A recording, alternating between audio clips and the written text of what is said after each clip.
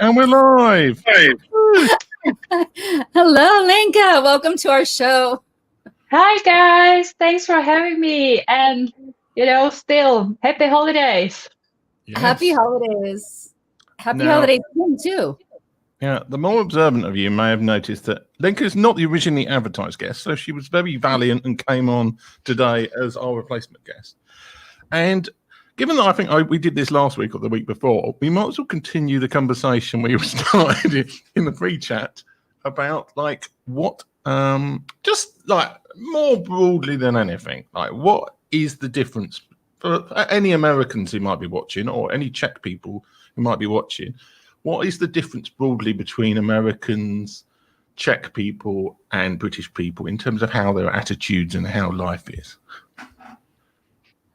Well, for me, it's an interesting experience because when I was going to the UK for the first time, everyone was telling me, ooh, like British people are very conservative, they're very kind of individual, they're kind of not friendly. And when I got there, I'm like, nah, especially when I first landed, it was kind of Midlands, and I spent some time in Yorkshire, and you have like everyone's calling you my love, and everyone's just so friendly and welcoming. So then from the experience, looking back, like more of like Czech people and Eastern Europeans, we're more kind of closed, individual, kind of little selfish, kind of it's a lot about us. And definitely we are not open-minded as much and kind of welcoming all the different cultures and nationalities and opinions. We're kind of like just more direct, yeah, which sometimes can come across a little bit as rude. Yeah. Well, I might as well carry on asking the questions. I'll let Christelle give a bit of time to think about, like, who's this person I've just met who I'm interviewing? Now, clearly, you've done very well in the UK. Obviously, COVID has been a bit of a hit to all of us. But how did you end up firstly in Cambridge, and how did you end up starting the incredibly successful Cambridge Social Day conference? So I ended up in the UK. Well, I went to UK only for one semester as an exchange student. There was supposed to be 3-4 months and then come back to Czech Republic, finish my degree, get a job and all that thing. But going to UK really opened my mind and opened the options and all the opportunities. So I kind of extended my stay for another 6 months. I got a work internship, but it was still with the intention with everything related. Ooh. And then after about the 9 months in there, I was like, I really don't want to leave. I don't want to go back. I like the people, I like the culture, I like the opportunities. So I started looking for jobs. And at the time, I was living in London and being fresh out of school or not even finishing school properly, and a young foreigner in marketing in London, it wasn't the easiest to get a job. So I started looking all over the UK, and I, by coincidence, get a job offer from Cambridge, which at the time in my mind, I was like, oh, Cambridge, small town, it will be cheaper, easier to live. Oh, that was a mistake. But that got me into Cambridge, and I got one job, which led to another job in Cambridge. I really loved the whole environment and the friendliness. It reminded me my university city, very young and culture and open, and lots of things going on. But deep down, I always knew that I wanted to start my business. I wanted to be freelance. I wanted to do my own thing. But obviously, being a new foreigner, young, in a new country with new economy, with new rules, with new people, I was always feeling not ready yet. And then just the jobs were not feeling right. I just wasn't fitting into the agency environment. And I actually was fired from the last agency because I wasn't apparently good enough. I wasn't fitting into the culture and I wasn't following the company culture and unwritten rules because they didn't work for me.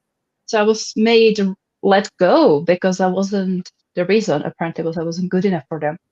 And when I started job hunting, I really was feeling down. I could feel that this cultural clash will be in every company. And then I met my first business mentor, a wonderful man, Ed Goodman. He started Freelance Heroes Group. And he asked me for coffee and we chatted and I was telling him about my struggles and about my ideas for potential business, kind of freelancing. And it was like, Lenka, that makes sense. Like, you have it all figured out, just go for it. So he gave me the first kind of validation that it actually, I'm not too young, I'm not too inexperienced. My English is actually good enough. My knowledge is good enough.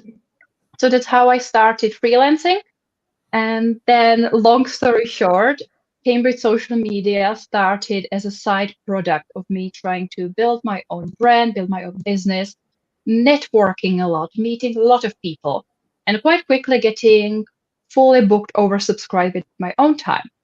But seeing how many more people are there, small businesses, charities, freelancers, who really need to understand the power of social media marketing. So that's why I started a small meetup group called Cambridge Social Media Meetup. And that kind of lived alive on its own over the past couple of years, where from a small meetup, it turned into a bigger meetup, which then gave me the courage to host my first annual conference, which this year we turned it into online community and virtual conference. But this was just a kind of seeing a challenge with lots of small business owners, being selfish in a way that I wanted to learn how to be a speaker and get more comfortable on the stage, and mixing it all together to create kind of help me help you solution. And that's how Cambridge social media kind of came to be. Cambridge social media. Now, have you had your conference this year yet? Tim was telling me it is all online. Is it coming up? No, we had our conference in November. It was great fun. What did you focus on? Who were some of your speakers? So our main focus for this year was all about customer experience and kind of how social media, especially how the importance of kind of COVID showed the importance of online customer care and kind of the personalization. Our keynote speaker was Daniel Priestley, talking about oversubscribed and how can you use social media to really do that. And the lovely Victoria Taylor did a brilliant opening keynote exactly about the importance of experiences and creating moments with our customers and delivering brilliant customer care, all kind of customer care online, and when we can, obviously offline as well. Yeah, Vicky's going to be a guest on this show in a couple of weeks. I think sometime at the end of January. I think we booked her in. So. She's wonderful. She's such a wonderful person. Wow. Yeah. Now, I don't know. Well, I'm going to ask the question anyway. I know that you were minded to becoming like what would be called a digital nomad last year. And obviously, COVID is a little bit kiboshed that, to use that English phrase. Is that still something you are looking to do when the world opens up a bit, to basically become somebody who travels around the world and works in that kind of independent viewpoint, so to speak? Yeah, that has been my dream and a goal for the past couple of years, and things keep happening. Also family issues, which kind of like still are the main reason why I'm not doing it even now. Because COVID definitely changed a lot about the travels, but what it still is quite possible is long-term travel. And my plan always was to go to a country and spend 3 months there, which, you know, it's more doable when you go somewhere, you spend 2 weeks in quarantine, you figure out one place to live. You don't need to move from place to place. You find yourself a hub. I still see people do that even in today's day and age. My challenge personally is more of a family situation that happened even before COVID happened. It's still holding me at one place, but oh my gosh, I'm spending so much time just on YouTube watching other digital nomads, other travelers, just making all the wildest dreams and plans and constantly checking Airbnb and flights, COVID restrictions, and kind of virtually planning all the places I wish I could go, or I hope I will go one day. So let's talk a bit about social media. I mean, we've done social media a little bit to death on this show recently. We've had like LinkedIn experts and Pinterest experts. But if you had 5 minutes to talk to, say, a small business person or somebody starting off in social media marketing, what would you say is the best advice for somebody getting started with that? And also, what is the biggest mistake that people make in social media as a business person or even as an individual? I think the biggest mistake is just trying to be everywhere, trying to do everything, chasing every new little thing Yeah. and really not focusing. And that leads me to the biggest kind of takeaway, or the one thing I would really want starting business or someone who's new to social media to really understand is the importance of having a plan, having a strategy, understand how social media marketing works, knowing who their customers and audience is, where do they find them, so which platforms should be their priority platform, which content they should be creating, how to engage, kind of having a very simple but clear strategy in place, so they're not just throwing the darts into the dark, but they're really focusing on one or two things done well that really can make an impact. Who is your best client, Lenka? So my best client is someone similar to me, meaning a badass entrepreneur, someone pretty much flying solo or having a couple partners, associates, being very flexible, being very passionate about what they do. It will mainly be service and B2B. So there will be lots of the lifestyle businesses. I love working with anything and everything related to health, well-being, kind of holistic approach to life. So lots of coaching, lots of yoga, lots of mental health, and kind of genuinely, if the person, I can feel the right energy, if they're like a badass, they're really passionate, but they still want to keep the healthy kind of well-being baseline, and that will be my ideal client. So one thing I noticed, I mean, I know you fairly well because I met you quite a few times at big conferences, and I spoke at, disclaimer, I spoke at Cambridge Social Day 2018, so it's like, but both you and Christelle have the word foodie written on your bios. So how do you like, what's behind your passion towards food, and how do you balance the obvious issue with being a foodie of managing weight and other concerns of other things like that? What is your foodie philosophy, so to speak? I'm trying to think of a good question. For me, being foodie, it's again all about the experience. Food is an experience in itself, and it is very much linked for me to traveling. So one of the reasons why I love traveling is exploring new places and trying new cuisines. So for me, when I travel, the first thing I will do is research all the cool cafes, all the restaurants, all the street food. And for me, it is all about just finding new flavors, new textures. And obviously, there is the aspect of people coming together for a meal, having the time, even if it's with strangers or with your friends or family, and really the experience and to really appreciate the food. But also, I do like being active. So for me, it's balance. I always say that I run so I can eat. So I keep active because I like the food. So it's a balancing act. But if you focus on the quality of the food and you really stay present while eating and you're appreciating it, not just mindlessly stuffing your face, then it's much easier than not to overeat, really be cautious with what you're choosing. And then especially if you mix it with travels, then, get enough of the touristy walking around, some sports, some hiking, just to burn it off. And then I'm always, when I'm on a hike, in my head, I again see the restaurant I will go, the food I will eat after. So it's like one with the other. Tell us your favorite foods around the world. What is your favorite food experience that you've had?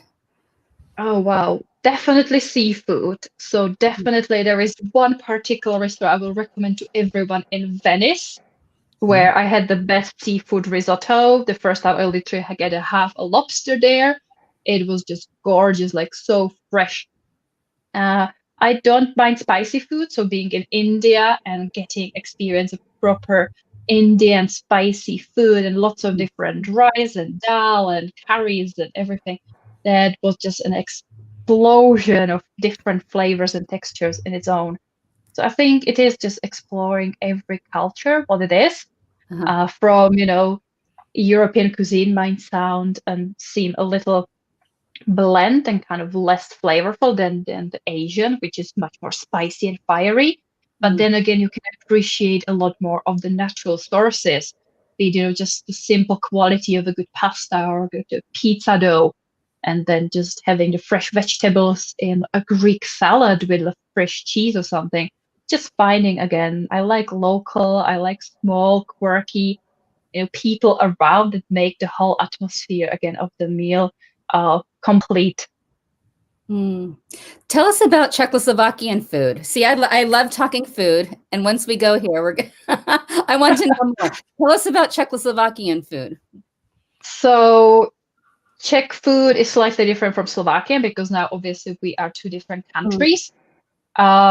But there is still quite traditional Central European food, I would say. It's very much based on pork and potatoes. It lots of is based on a meat. There is still a huge meat culture, so lots of pork, lots of beef, lots of chicken, but it's not crazily spiced. It's just seasoned a little bit, so you really feel the flavor of the meat. And yeah, we will have potatoes, cabbage, root vegetables, or any kind of vegetables with it. And then there is a big cake, kind of pastry culture. So we do like our breads, more like the sourdough. We definitely don't do anything like a toast bread. We have proper loaves of bread, really fresh. We do bake lots of different, more traditional cakes and pastries, lots of homemade stuff. So for example, during Christmas, every family will do 10, 15, 20 different types of small little sweet treats, super sugary, but different styles and different flavors and different mixtures. And then obviously we exchange it with our family. So I go there, I bring you my flavors, you bring me there, and we just stuff our faces with all the sugar. Now, do you have plans to come to America at all? I have kind of a special relationship with America. I love your nature. I would love to explore all the natural things, but I'm, to be honest, not particularly drawn towards America. I am drawn towards Canada, though, because of the nature. I am a nature person. So if there are too many people, I'm an introvert. So too many people in your face, I get easily overwhelmed, which again, America, lots of people, one of the things that really are not attractive to me. Plus, at the moment, I'm definitely drawn towards cheap places. So East Asia, that's my place. Yeah, I mean, it's. I think actually you'll find that a lot of America isn't that full. It's just the big cities and the corners of it. But I can certainly see, I mean, let's say all family issues and everything's resolved, and the world suddenly, like the vaccine, everybody gets vaccinated in the world in the next 3 months. What kind of places do you want to go to in the world in terms of like where you would be staying for these 3-month experiences? Both from a like business is doing really well point of view, and also from where's realistic from a cheap point of view. What are those two, like the dream scenario and maybe the realistic scenario in terms of expenses? I think my dream and realistic is all mixed together. I think I dream within the limits of what I can. So right now, definitely I have my eye on Southeast Asia. Thailand is my #1 destination, not just for the most well-known kind of island experience in Bangkok, but even for the rest of the island with like the mountains and all the food again. And it seems like Thailand is again one of those places that is definitely on the cheaper side. So it's definitely realistic to be there. And then the rest of the Asia, Vietnam. I've been to Philippines, would love to go back to Philippines, Bali. I would like to start in the more traditional cliche kind of digital nomad places because of, you will have the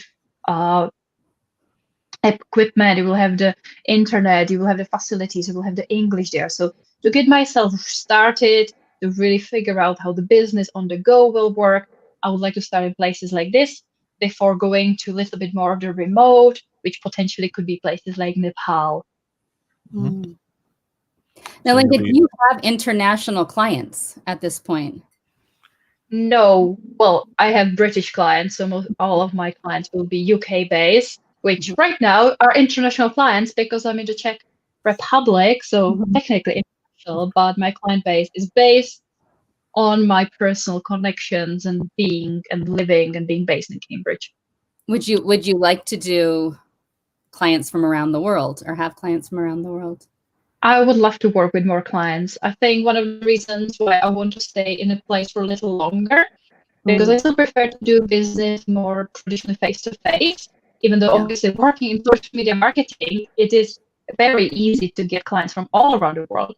I prefer to really get to know the local community. That's why, again, staying 3 months at a place, really trying to get to know the local community, figuring out their businesses, figuring out how the business is done there, what they need, and potentially finding potential partners, other digital nomads, working with them, or finding the local economy and kind of supporting them in a way, and seeing how that goes. Yeah. You took a real leap of faith to just jump in and start your own business and kind of make your way through, meet new people. What is one lesson that you learned in that? I think that the one lesson is that actually freelancing is more secure than having a job. Because I had a job and I was let go, and within a couple of days I was unemployed. So which means I had one client, and this one client decided to let me go. I was done. On the other hand, if you're freelancing, you usually have, 5, 10, 15, 20, depends, different kinds of clients. And if 5 of them decide they don't want to work with you anymore, you still have 5, 10 to keep you going to figure things out. So for me, it's definitely the fact that freelancing, yes, it is hard because you need to do a lot of things and it's not for everyone. But from my experience, from my perspective, it's actually safer choice, which gives you more control over, your destiny, your future, which I'm a control freak. So being in control of things, it's definitely something that makes me very happy. So, like, we've done travel, we've done Cambridge social media now, we've done social media. Trying to think of something else to talk about now. We've done food. We've talked about the stereotypes of America.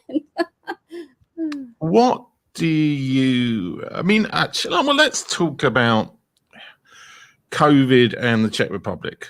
Because like the Czechoslovakia stopped existing in about, when is it, like 30 years ago. 30 years ago. Okay. 1993, yeah. Yeah, but I think you under some sort of you've had like multiple lockdowns in a similar way to the UK, haven't you? Yeah, it's similar, right? I think we're like a couple steps ahead of UK usually with the curves. We were really good. The first wave was super easy. Like we got out very quickly out of the first wave. We were probably the country who reopened the most just before summer, over the summer, which also meant that we were one of the countries going head straight into second wave, just end of August, September, we were straight in second wave, and we kind of tried to recover just before Christmas, and then just it didn't work out. The school was going in and out and back and forth, and we're now back in the hard lockdown again. Yeah, this is a difference between the US and Europe. No, I understand from Christelle that California is in hard lockdown again. So well, I haven't been paying attention to the entire country, but I think we're all supposed to be in somewhat of a hard lockdown. And I heard my governor yesterday saying that we have opened up extended hospitals where COVID patients could go. But the problem is we're short-staffed. We don't have enough staff to put in these special places. But yeah, our numbers are out of control. They're rising by the thousands. Yeah, I think it's very hard then to compare kind of small countries like Czech Republic, which we're smaller than any US state. We are such a tiny little country where all the rules can be kind of done globally, I think she's been locked down by Zoom. Locked her down. Oh, we lost you for about 1 minute, maybe 30 seconds. Okay. Well, about 10 seconds. Just that Czech Republic is tiny, UK is a little bigger, and obviously in the US it's just so big. And obviously the way US works, each state will have its own rules and its own guidelines. So it must be difficult, if it's possible or necessary, to travel from state to state to figure out the rules, which I think is quite similar potentially to how the Schengen and European Union kind of works over here, where we're kind of like a bigger entity that makes some decisions together, but at the same time, we make individual decisions about other things. So I think I've asked you this question before. Let's finish on a more upbeat note. If you had to describe yourself using 3 animals, what 3 animals would you pick? And this can be different from whatever answer you gave me before, if you gave me this answer before. Yeah, okay. So probably a dog, because dogs are my favorite thing. They're just so, cute. I would say, I don't know, horse, because of its endurance. And I don't know, dolphin. Oh, okay, yeah. I like to think I'm smart, but who knows? Well, I mean, it's. I don't think the Donny Kruger effect or whatever it is so much that if you think you're smart, you're not. I think there are some people who think they're smart and are smart. So that's good. That's a great question. Lenka, thank you so much for being here. Really appreciate you coming on so last minute, getting to know you. We like to chat with people from around the world and get a different perspective. And you know what I'm learning? I'm learning that no one wants to come to the US. This is what I'm learning. Except for Tim. He'll come over occasionally. Yeah, well, I'm trying to do all 50 states. I have to do them as quickly as possible now. So, if you ever do go to the US, though, Christelle has offered to do food tours to people in San Diego because she used to be a food blog. Well, you were like food Instagram or blogger or something. Yeah, I did foodie. I did. And I love, kind of like you, Lenka, I love going off the beaten path. I like going to the small family-owned restaurants that people don't typically go to, so away from the tourist spots. So yes, come over if you happen to be in San Diego, or if you happen to go to social media. What is it? Social media marketing world. Yeah, but there isn't one next year, so it's okay. It's going to be a 2022. There's the question. Yeah, obviously that's one of the events that I would love to go to, and it's one of the reasons why I would definitely be willing to go to US, and I would put US on my priority list for a marketing conference that really mixes. I like to mix the business with the pleasure, so I have a good reason to go to a certain place, because there's so many places I want to go to. So if there is a social media marketing world ever again in person in San Diego, I'm there. I'm definitely taking you up for the food tour. That would be fun. Tim and I might actually do one together. We have some foodie friends together now. So we'll take a tour bus. That would be yes. Well, thanks for being on the show. And this is why I try and remember how I've on the outro bit of the titles. Thanks for having me, guys. I always forget. So thanks so much for being on the show. Thank you. Thank you. To the viewers and the replay viewers as well. Bye-bye.